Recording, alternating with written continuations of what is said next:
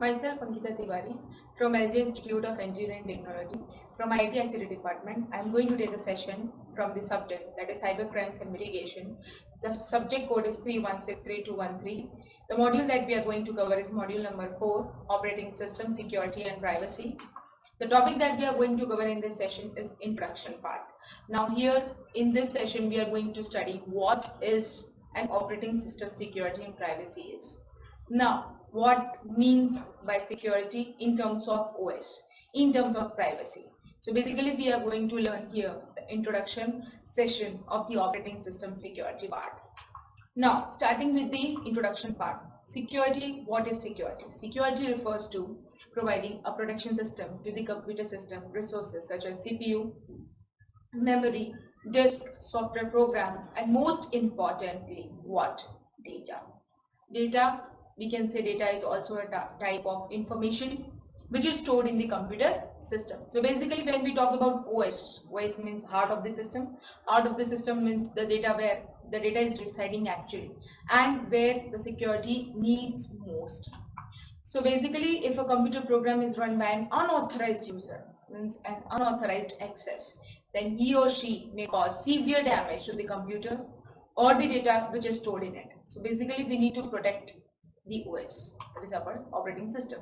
So a computer system must be protected against unauthorized access, which is also in the form of malicious code, which is being accessed in the system memory, which results as a form of unauthorized access, which is done by viruses, worms, and many other malicious code. So basically we need to have a protect on operating system.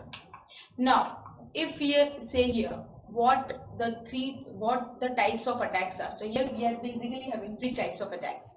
There is normal, masquerading, and man in the middle attack. So basically these are the mainly three types of attack through which the system is being compromised by an unauthorized access.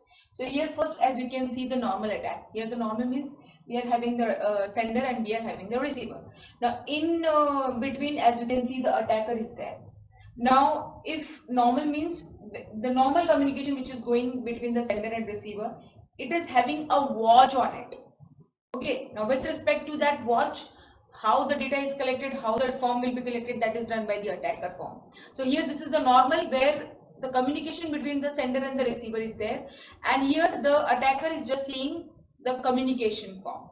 Now the second as you can see, the masquerading attack. Now what do you mean by masquerading? As you can see, masquerading means it is attacking at the receiver side through its communication, means it is pretending that it is the authorized sender and cross connecting the connections in middle between the sender and receiver and making themselves as a sender. So this is what the other type of attack is, that is masquerading. The third type of attack is man in the middle attack. That means it is situated in the middle between the sender and the receiver, and all the information is being taken by attacker itself, means it is in middle situated and the sender will send the data through the attacker and the attacker will send the malicious code to the sender. So this is what the man in the middle attack is, and basically these are the three types of basic attacks through which an information can be taken by the attacker. So basically this is what the three types of attacks are, which can be a very serious note, because which can take all the necessary information which the sender will have. Now after that, the first word arises is authentication. Why authentication arises? Because before entering into the system we need to be authentified. So basically authentication refers to identifying each user of the system and associating the executing programs with those users. So basically it is the responsibility of the operating system to create a protection system which ensures that a user who is running a particular program is authentic.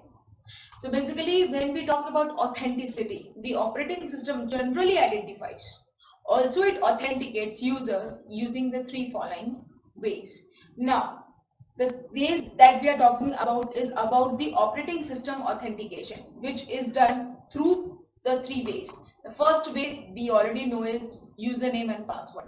So user needs to enter registered username and a password with the operating system to log in into the system. Now, any of the system, any of the OS which is using into the system, we need to have a username and password for it in order to go inside the system. The second type way we have is using a card key. Now, user need to punch in in a card slot or enter a key generated by the key generator in opinion provided by the operating system to log in into the system. So this is what the another part of it. The third part is user or attribute. Now, fingerprint, eye retina pattern, or the signature can be a form where the user attribute, it can be in the form of fingerprint, eye retina pattern, and a signature. A user needs to pass his or her attribute by designated input device used by operating system to log in into the system. So these are the three ways by which authentication of a user can be provided into the system. Now, basically, for that, the three of the ways that we need to have an access to the operating system, the system security has goals. What the system security has goals? The first is integrity. The object in the system must not be accessed by any unauthorized user, and also any user not having sufficient rights should not be allowed to modify the important system files and resources. This is the first goal of the system should have in order to provide the security. Second, secrecy. Now, the object of the system must be accessible only to a limited number of authorized users. It should not be authenticated to everyone. It should be authenticated to limited users, and not everyone should be able to view the system file. So basically, the system file, the operating system inside its files should not be visible to everyone. It should be visible to a limited number of authorized users. So basically, these are the two goals it needs to have. Then it needs to have availability. So basically, all the resources of the system must be accessible to all the authorized users. That is, not only one user or process should not have the right to hog all the system resources. So it should be given to the complete right or not given to the right. So basically, this is also a very important goal that it needs to have. If such a kind of situation occurs, then the denial of service could happen. Means if all the information will be given as an access, so there will be a situation where denial of service attack can be happen. Now, in this kind of situation, a malware might hog the resources for itself and thus preventing the legitimate processes from accessing the system resources. So this is what the attack is, and a situation is where a malware might hog the resources. So this is what the different system security goals should be there in order to provide the complete security. Now, with respect to that, we have threats. Now, which kind of threats? So basically, we have identified the types of classification. Program threats, that is a program written by a cracker to hijack the security or to change the behavior of a normal process. And second is system threats. A system threat are those threats involve the abuse of the system services. Now, they strive to create a situation in which the operating system resources and the user files are misused. So these are the system threats. Now, they are also need to have a medium to launch program threats. So basically, this is what the two types of classification with respect to threat only, program threats and system threats. So which types of program threats are there? Viruses. Now, an infamous threat, which is most widely known as, it is a self-replicating code and a malicious threat which attaches itself